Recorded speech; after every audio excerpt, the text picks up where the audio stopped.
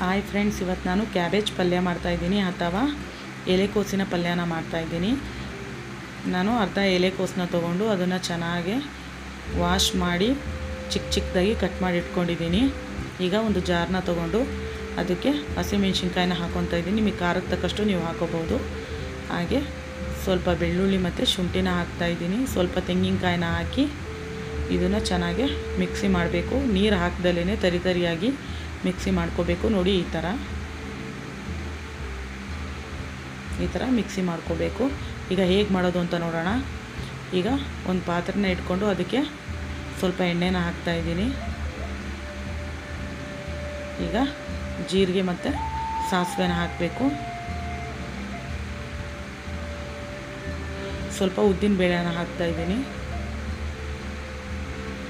ಈಗ ಈರುಳ್ಳಿನ ಹಾಕಿ ಚೆನ್ನಾಗಿ ಫ್ರೈ ಮಾಡ್ಕೋಬೇಕು. ಸ್ವಲ್ಪ ಕರಿಬೇವನ್ನ ಹಾಕ್ತಾಯಿದ್ದೀನಿ.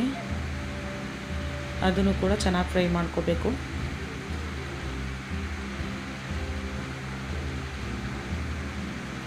ಈಗ ಎಲೆಕೋಸನ್ನ ತೊಳೆದು ಇಟ್ಕೊಂಡಿದ್ವಲ್ಲ, ಈಗ ಅದನ್ನು ಹಾಕ್ತಾಯಿದ್ದೀನಿ. ಇದನ್ನು ಚೆನ್ನಾಗಿ ಮಿಕ್ಸ್ ಮಾಡಿ ಸ್ವಲ್ಪ ಬೇಯಕ್ಕೆ ಬಿಡಬೇಕು. ಇದನ್ನು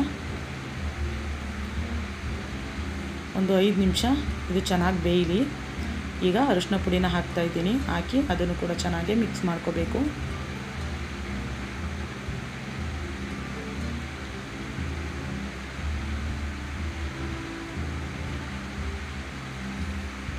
ಚೆನ್ನಾಗಿ ಈ ಥರ ಮಿಕ್ಸ್ ಮಾಡ್ಕೋಬೇಕು. ಈಗ ಟೊಮೊಟೊನ ಹಾಕ್ತಾಯಿದ್ದೀನಿ. ಟೊಮೊಟೊನ ಹಾಕಿ ಅದನ್ನು ಕೂಡ ಚೆನ್ನಾಗಿ ಮಿಕ್ಸ್ ಮಾಡ್ಕೋಬೇಕು. ಈಗ ಮಿಕ್ಸಿ ಮಾಡಿ ಇಟ್ಕೊಂಡಿದ್ವಲ್ಲ, ಅದನ್ನು ಹಾಕ್ತಾಯಿದ್ದೀನಿ. ಈಗ ಆ ಜಾರನ್ನ ತೊಳೆದಿರುವಂತಹ ನೀರನ್ನು ಹಾಕ್ತಾಯಿದ್ದೀನಿ.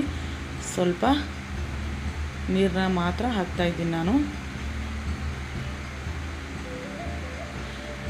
ಎಲೆಕೋಸಲ್ಲೇ ನೀರಿನ ಅಂಶ ಇರೋದರಿಂದ ಹೆಚ್ಚಾಗಿ ನೀರು ಹಾಕುವಂಥ ಅವಶ್ಯಕತೆ ಏನಿಲ್ಲ. ಈಗ ಸ್ವಲ್ಪ ಧನಿಯಾ ಪುಡಿನ ಹಾಕ್ತಾಯಿದ್ದೀನಿ. ಹಾಗೆ ರುಚಿಗೆ ತಕ್ಕಷ್ಟು ಉಪ್ಪನ್ನ ಹಾಕಿ ಚೆನ್ನಾಗಿ ಮಿಕ್ಸ್ ಮಾಡಬೇಕು. ಈಗ ಇದು ಬೇಯಲಿ.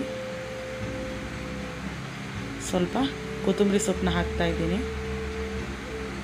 ಈಗ ಇದನ್ನೆಲ್ಲ ಚೆನ್ನಾಗಿ ಮಿಕ್ಸ್ ಮಾಡ್ಕೋಬೇಕು.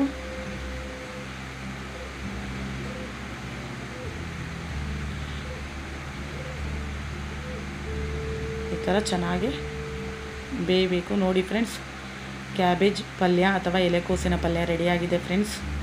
ನೀವು ಕೂಡ ಒಂದು ಸಲ ಟ್ರೈ ಮಾಡಿ ನೋಡಿ. ನಿಮಗೂ ಕೂಡ ಇಷ್ಟ ಆಗುತ್ತೆ ಅಂತ ಅಂದ್ಕೊಂಡಿದ್ದೀನಿ. ಈ ವಿಡಿಯೋ ನಿಮಗೆ ಇಷ್ಟ ಆದರೆ ಒಂದು ಲೈಕ್ ಕೊಡಿ. ಹಾಗೆ ನನ್ನ ಚಾನಲ್ನ ಸಬ್ಸ್ಕ್ರೈಬ್ ಮಾಡ್ಕೊಳ್ಳಿ ಫ್ರೆಂಡ್ಸ್. ಸಪೋರ್ಟ್ ಮಾಡಿ. Thank you.